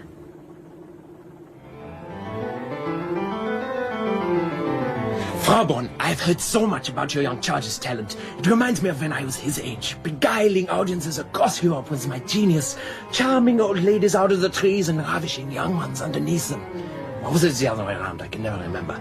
But look what has become of me. Now I am 34 and pfennigless. It embarrasses me to say that teaching young Beethoven for whatever you can afford to pay me means more than anything else at the moment. Oh, well, I'm very sorry to hear that. But what I have in mind could help us all to make a lot more money. Anything that could make us a lot of money would be welcome. But I will not kowtow to those in authority, or craft music specifically for their liking. I live to compose, Hildegard. I do not live to make money. I promise you, my idea will allow you to compose and make money. But enough of this. I would like you to meet your new partner. Ludwig, you can come in now. Ludwig! Wolfgang, please excuse me while I find out where he's gone. What's the matter with you, jello nibbler? Did you not successfully transfer into the body of Beethoven? Yes, Hildegard, but you made it very clear to me that Beethoven was deaf. So if you call my name, I'm hardly going to come bounding through the door, am I? Beethoven went deaf in his 30s, lentil brain. Yeah. At the moment, he's 16 and a little hard of hearing, that's all. So what do I do with this? You're meant to stick it in your ear, not play notes on it. You don't need it anyway. He's waiting to see you. Don't make an idiot of yourself. Convince him that Beethoven collaborating with Mozart is a brilliant idea. Okay. Hi, you must be Wolfgang Amadeus Mozart. I answer to that name. My name is Ludwig van Beethoven, but you can call me Raymond. Oh, give me strength. It doesn't sound anything like a zither. It has no tone. And what of your sweet and charming interpolator? What's that happened? Clearly a profound and far-reaching alteration of musical harmony has taken place. Somewhere along the timeline, a number of different musical elements which would normally have developed over centuries appear to have been removed. The result? A total implosion of polyphony, a disgusting and disgraceful insult to the ears. What, you mean like a Steps concert conductor? Bernie. And I suppose Ray and Hilda are the star presenters of this disaster? Almost certainly. I know, my friend, but we will get your voice back. In the meantime, run your revision.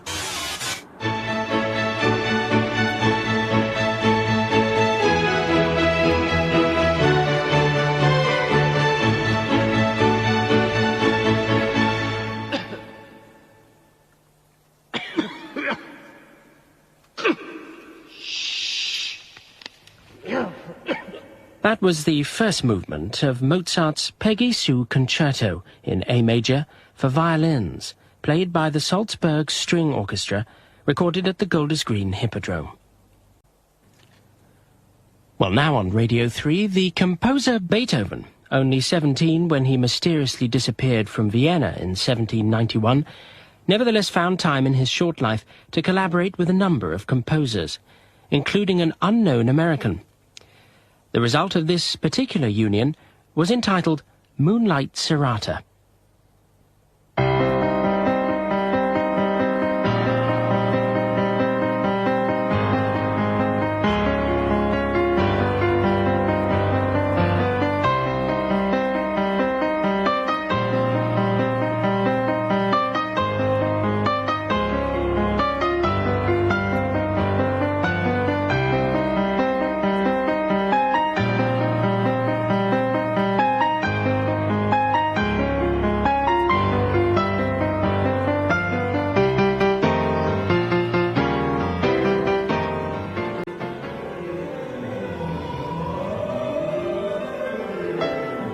So, there he is, on his knees, pretending to be a dog.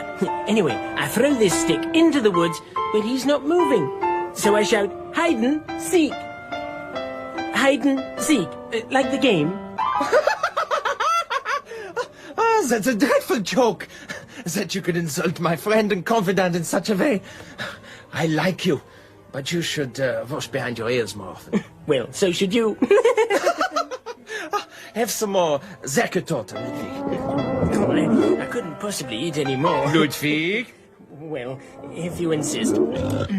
So, when do you want to put on this testimonial concert? Well, as soon as possible. I thought we could collaborate on a few pieces. On stage, we'll perform together. How's this for a name? Beatty, Wolfie, and their two pianos live. I won't play unless my name comes first. Okay. How about Wolfie and Beatty and their two pianos live? I prefer that. Have some more Säcketorte. Yeah, it's got a certain ring to it, all right. Beatty and Wolfie and their two pianos live, with full support. Wolfie and Beatty. And I don't need supporting on stage. Just a piano stool. No, you don't understand. Before we come on stage, a small collection of groups inferior to us will perform, to warm up the audience. Then what happens? Well, then the stage goes black. A spotlight slowly opens up to reveal my piano. What? Your piano. Then another reveals mine. The crowd starts to roar. You and I walk on stage. The audience goes mad. You can hear their noise ringing in your ears, which is quite a relief when you suffer like I do from tinnitus. Then we sit at the keyboard and knock 'em dead. And where in Vienna will we perform these stylish duets? Well, we're not performing in Vienna. Not performing in Vienna? Where else is there to perform? Well, we'll be playing in a new town, high in the mountains, and far into the future. High in the mountains? Where? Oh, don't worry about that. Hildegard's got all that sorted out. You know that tangy raspberry sauce you serve with your Säcketorte? Säcketorte. Yeah, it really plays off the flavor of the cream cheese. Delicious, if somewhat heavy. Raspberry sauce. Don't be ridiculous. It's fresh pig's blood, gently warmed over a stove, dribbled over the pastry. Oh! Now, I must go to my piano. And I must go to the toilet. Good day, Wolfgang. Yes.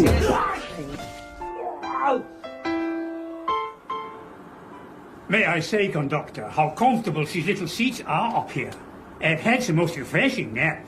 Spike here. Go and help Herr Grubman. Those stairs are difficult to judge even with perfect eyesight. Yes, conductor here.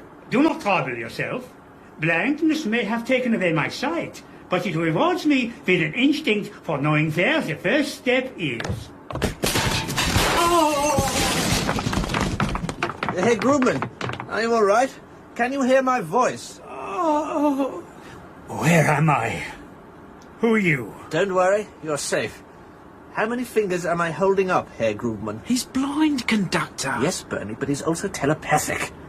How many fingers do you know that I know you think I am holding up? I can see very clearly. I'm not blind. You're holding up 3. And why do you keep calling me Herr Gruberman? My name is Professor Ziggy Braun.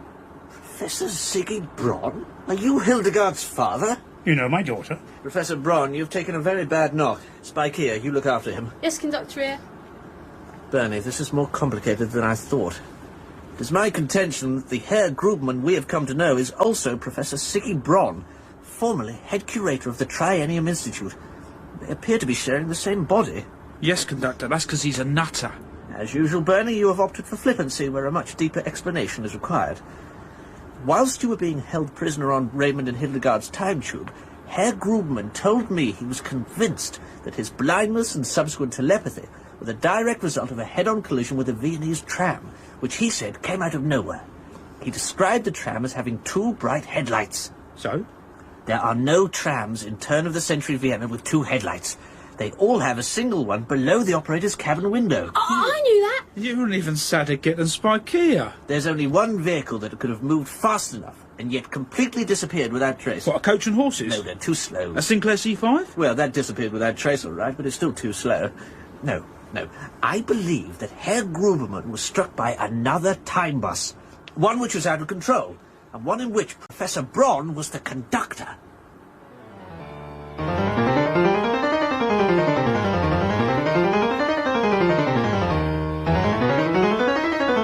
Please, will you stop just for a few minutes? I can't hear myself think. Hildegard, I must be allowed to practice my scales. After all, I am an artist. The man whose body you're occupying is an artist. You are not an artist. You are a jelly chopper. Not a very convincing one at that.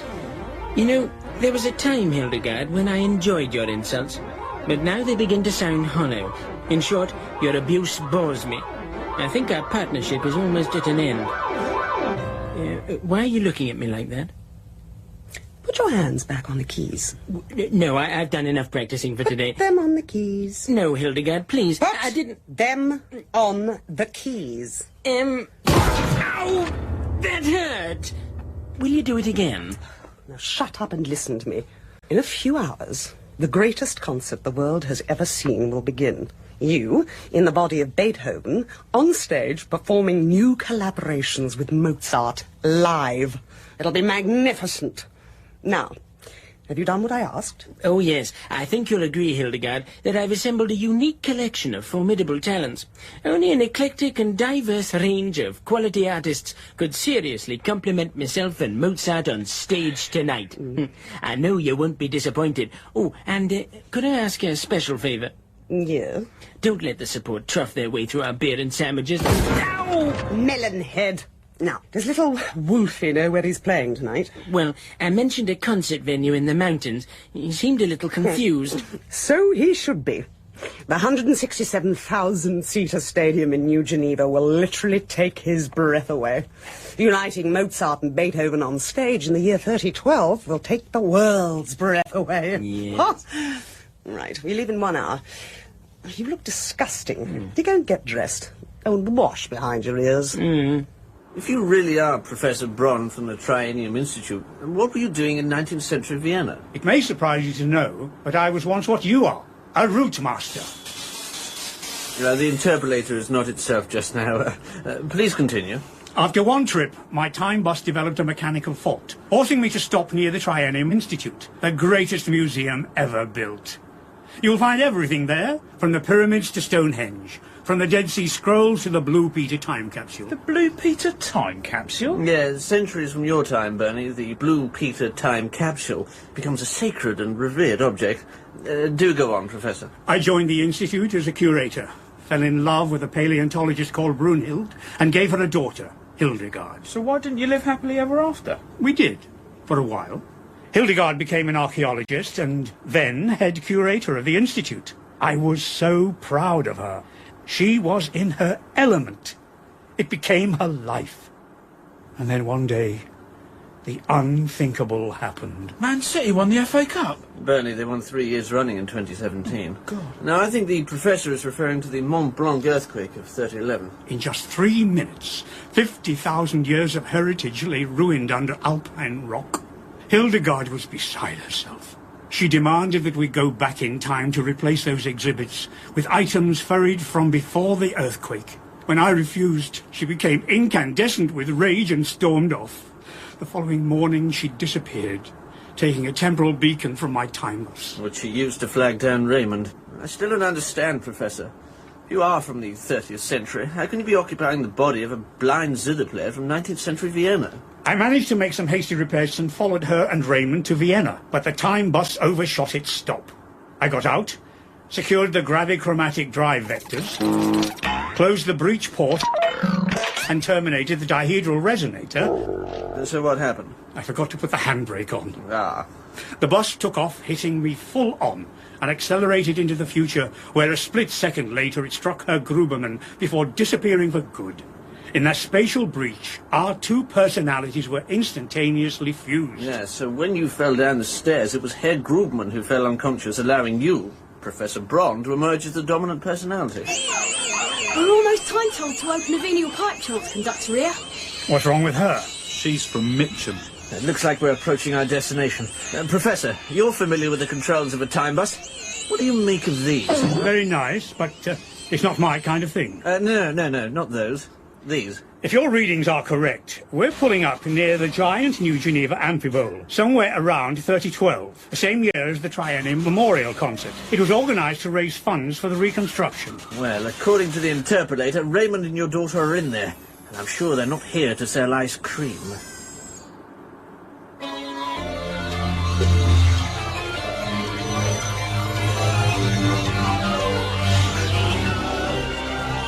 Well, Hilderghast, what do you think?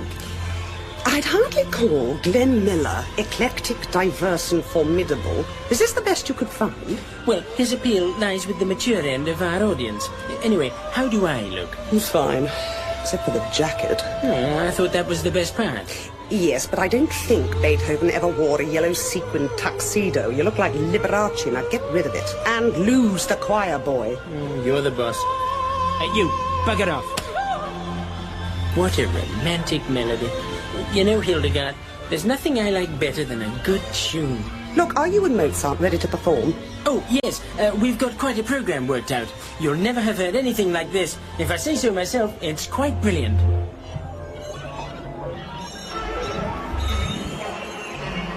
Getting the interpolator to reproduce these access all areas backstage passes was a masterstroke, conductor. Maybe, but this place is vast. Even using the portable interpolator's proximity radar, it could take us hours to find them. Conductor here! Look here! Look here! Spike here. You've already had an ice cream and a balloon. No, conductor. Look at what's written on the T-shirts. Wolfie and Beatty and their two pianos live, featuring Glenn Miller, Buddy Holly, Richie Valens and Puff Daddy. Well, I've heard of the others, but who are Wolfie and Beatty? Mozart and Beethoven. Hilderghast was passionate about them. Passionate enough to put together something as audacious as a concert featuring Beethoven and Mozart? And there's only one person who could assemble such a tasteless selection of support acts. Raymond.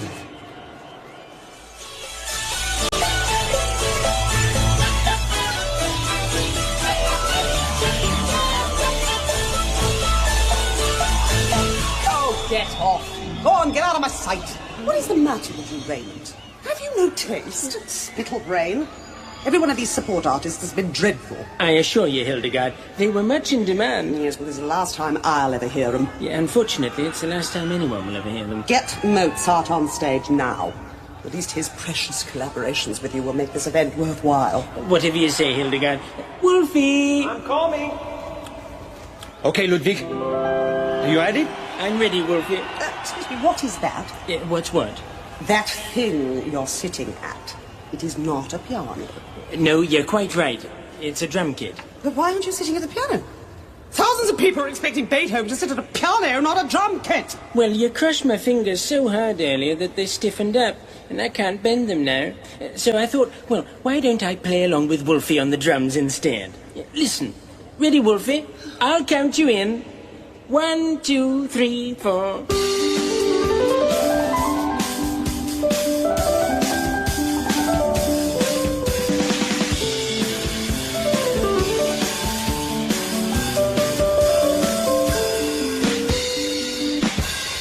What do you think, Hilderghast? No, Hilderghast? No. Hilderghast? Daddy? Hilderghast? Raymond. Raymond? Daddy? Bernie. Hilderghast. Raymond. Mummy? Hilderghast? Raymond. Raymond? Daddy? Raymond. Mummy? Conductor. Haven't we been round this once? What are you doing, Hildy? It's time to go. We're being upstaged. Hilderghast, what's happened to you?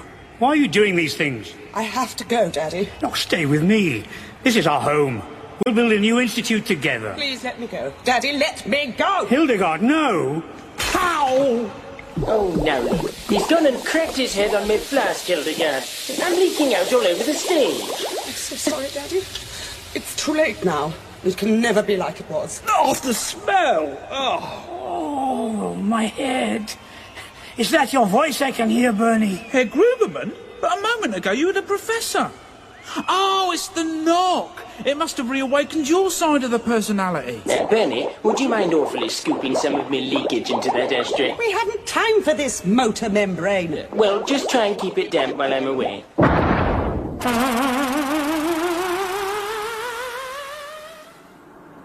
Well, now that everyone is safely back in their own part of the universe, can you take me back to mine? Yeah, we're approaching your stop now, Herr Gruberman. Goodbye, everyone. Goodbye, sir. Now, which way shall I go? Ouch!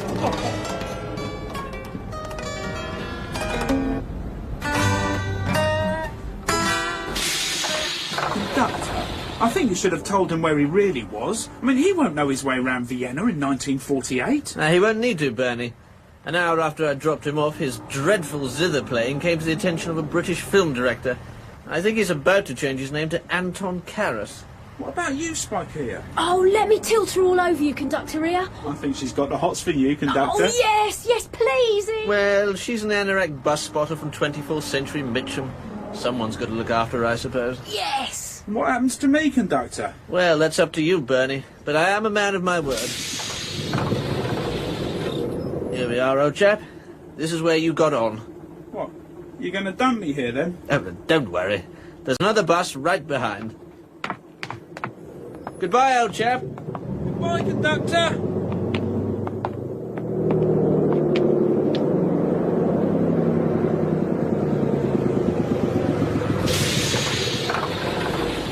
Bernie, I'm rather troubled. It's this picture of Henry VIII. There's something not quite right about it. See for yourself. Well, it looks fine. Apart from one minor detail. Henry VIII wasn't black. He is now. I need your help, Bernie. We've no time to lose. Hold on, everyone.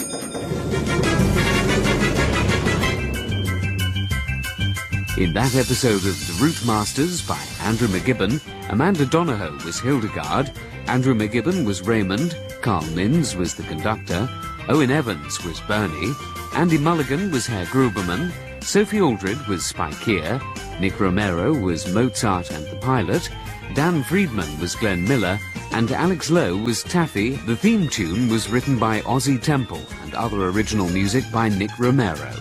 Additional material was written by Rob Colley and Kevin Greening. The programme was produced and directed by Julian Mayers.